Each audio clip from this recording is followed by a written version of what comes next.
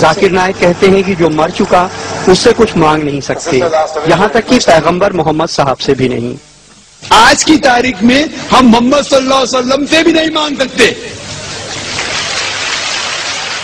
باقی لوگ کو تو چھوڑو، سنت اور باقی بابا لوگ کو چھوڑو، محمد صلی اللہ علیہ وسلم کو بھی ماننا ہمارے لیے حرام ہے۔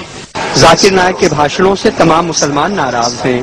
وہ مزاروں کو مٹی میں ملانے کی بات کرتے ہیں، محمد صاحب سے بھی منت مانگنے کے خلاف ہیں کیونکہ وہ مر چکے ہیں۔ وہ امام حسین کے قاتل شاسک یزید کی بڑائی کرتے ہیں۔ سرکار نے لکھنؤ میں ان کے لیکچر دینے پہ روک لگا دی ہے۔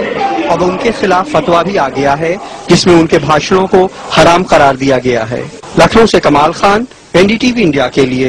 اتنی بے ادبی پہ عرض کیا باری تعالیٰ یہ کتنا بڑا گناہ ہے۔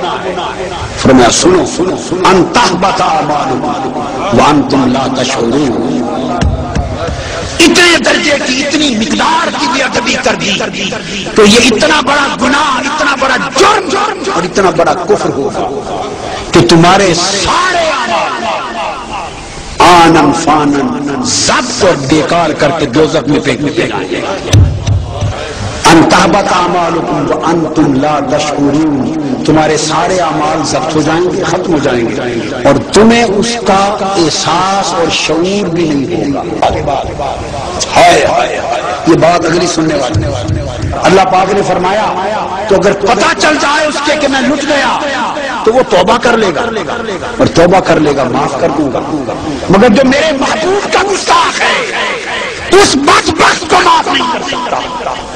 تو اس کا طریقہ کیا ہے کہ نہ وہ توبہ کرے، نہ توبہ کرے نہ معافی ہو، اور یہ کیسے ہو کہ توبہ نہ کرے؟ اس کا یہی طریقہ ہے کہ اس بدبخت کو پتہ ہی نہ چلے کہ میں لٹ گیا، کہ میں لٹ گیا۔ اب وہ زندگی بھر سمجھتا رہتا ہے کہ میں نے اتنے مدرسے بنائے،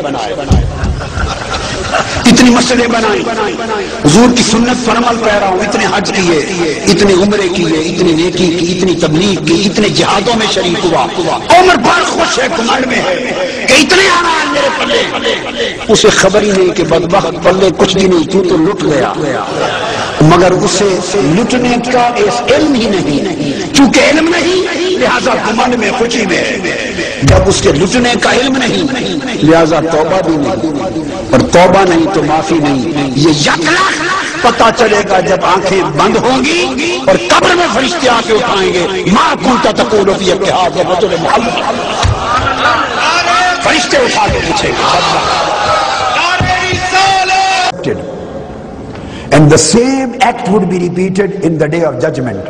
On the day of judgment, the whole ummah, the people will come to Holy Prophet ﷺ. First of all, they will go to Sayyidina Adam, then they will go to Sayyidina Nuh, then to Ibrahim, and one by one, finally everybody will say, no, this no one can help you, izhabu ila ghairi, go to somebody else.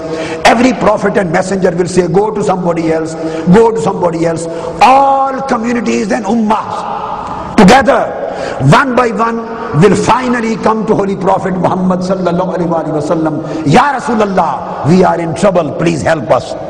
So they will come for help on the day of judgment in front of Almighty Allah. So if asking Holy Prophet for help directly, if it is a shirk, then Almighty Allah would have never allowed the people and the Ummah to perform this act on the day of judgment in His presence. And they will ask, Ya Rasulullah, we are in trouble, we are in a great crisis, we are in a great distress, please help us. Then Holy Prophet will say, Ana laha, Ana laha, now you have arrived the right place, the right door, I am fixed for this. Then Holy Prophet will perform shafa'ah for them. So this day of judgment will contain istighasa and shafa'ah.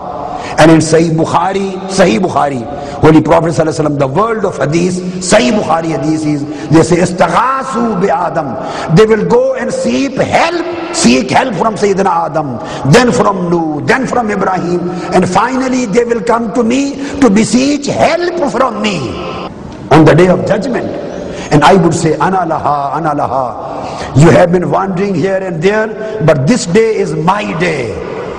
Now you have arrived the right door. Then Holy Prophet ﷺ will stand up and do shafa'at uzma. So on the day of judgment, if this act of going and knocking the door of Prophet Muhammad sallallahu alaihi wasallam, after knocking the door of every prophet, and Holy Prophet will never say, why you are crying and coming to me? Go to Almighty Allah. Ask help from Him. He is the Lord of the day. He will help you. He will take you out of this crisis. Why are you here to me? He will never say this. He will say, Ana laha, Ana laha. You are on the right door. You are on the right door. Then Holy Prophet ﷺ will prostrate and he will do shafa'ah. And Holy Prophet's shafa'ah and tawassul will solve their problem. So if this act is permissible on the day of judgment, according to Sahih Bukhari and Muslim and Abu Dawud and Tirmidhi, the whole of Siyasitta tell the same thing.